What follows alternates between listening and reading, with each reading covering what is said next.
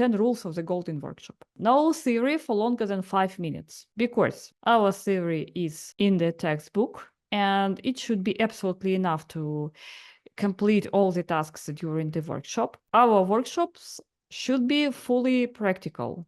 Before each practice, we ask question, do students know how to do the practicum? All the tasks should be from a real life, not like, please write this query, for example, SQL query.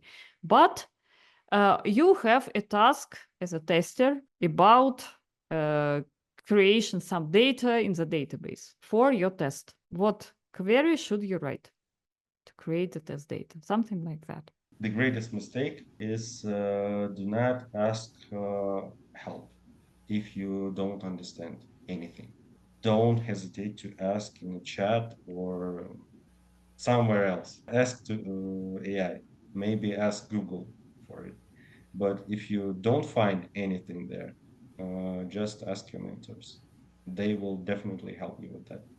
Dmitry told he doesn't want to make any mistakes, but I think during the learning, it's better to make more and to see mistakes from our students. And one more thing I'd like to add, guys, one wish for you. It's better to feel small pain of discipline than feel horrible pain of the missed opportunity in the future.